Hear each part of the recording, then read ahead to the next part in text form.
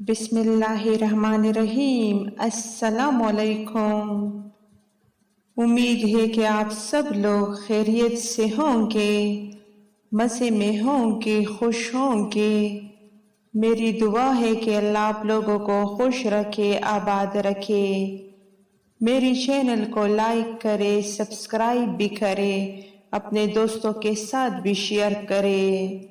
अगर आपकी ज़िंदगी में कोई वल्वलांगेज़ बात, कोई चैलेंज, कोई कमी और उनसे निपटने के अज़ाइम रहे हैं तो दूसरों को बताएं। हर इंसान अच्छी कहानी सुनना चाहता है।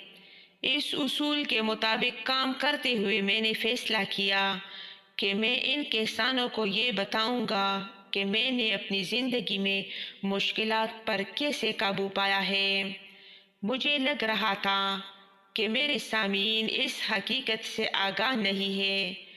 मुझ पर भी मुश्किल वक़्त गुज़रा है।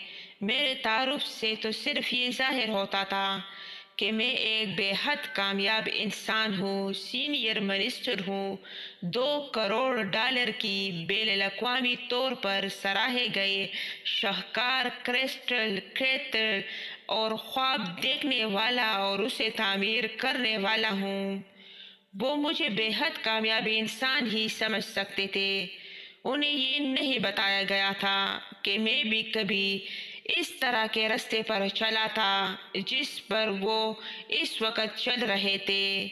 क्या मुझे उन्हें उस वक्त के बारे में बताना चाहिए जब अय्यूबा के सुनसान और अंधेरी रातों में नुक्ता इंजमात से 20 दर्जे कम की सर्दी में बर्फबारी तूफान चिंगारते थे? क्या मुझे उन्हें ये बताना चाहिए था कि हवा किस तरह उस खस्ताहाल देहाती घर के चारों तरफ सीटी बचाती रहती थी और मेरी ख्वाबगाह में शुमाल मगरिब कोने की कड़की की दराजों से कामयाबी से अंदर घुसती थी और मेरे बिस्तर के पास फर्श पर बर्फ की ताज़ा गोले छोड़ जाती थी? क्या मुझे उन्हें ये बताना चाहिए कि हमारे पास घर को गर्म रखने के लिए कोयला खरीदने के लिए पैसे नहीं हुआ करते?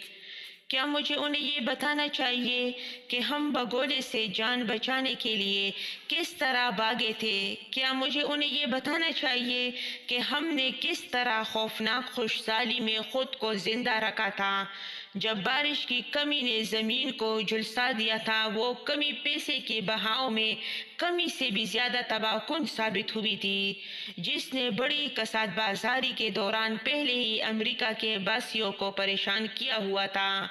क्या मुझे बताना चाहिए कि कॉलेज की पढ़ाई मुकम्मल करने के लिए मुझे कितनी जहदोजहद करनी पड़ी थी?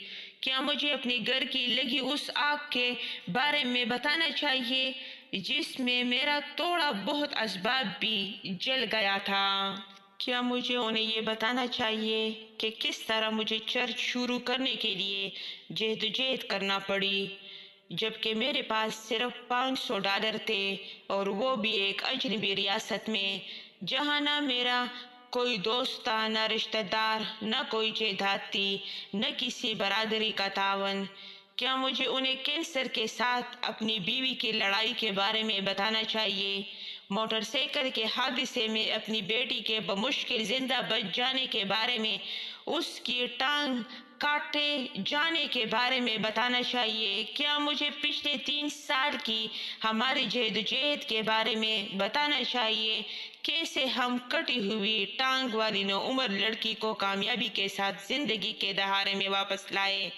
क्या मुझे उन्हें ये बताना चाहिए कि किस तरह हालात ने मुझे क्रिस्टल कैटल बनाने पर मजबूर कर दिया जब मैं उसे नहीं बनाना चाहता था, जब मेरे पास इसलिए सरमाया नहीं था और मैं ये अच्छी तरह जानता था कि एक यादगार बनाने में मुझ पर तनकीद की जाएगी। मैंने फैसला किया कि मैं अपनी पूरी जिंदगी की कहानी उन्हें नहीं सुनाऊंगा, लेकिन अपनी बात उस मुश्किल वक़्त के हालात से शुरू करूंगा और उन्हें ये भी बताऊंगा कि मैंने इम्कानात देखने वाली सोच पर यकीन के ज़रिए उन पर कैसे काबू पाया था।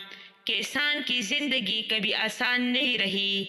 मेरे बचपन का खेत आम वस्त मगरबी खेतों जैसा ही था। اس کا مطلب ہے کہ یہ چھوٹا تھا۔ کاروبار صرف فصل اگانے تک ہی محدود نہیں تھا، فصلوں کو کاٹا جاتا تھا اور جانوروں کو کھلایا جاتا تھا۔ مرغیاں انڈے دیتی تھی جن کے بدلے میں گھر کا سامان خریدا جاتا تھا۔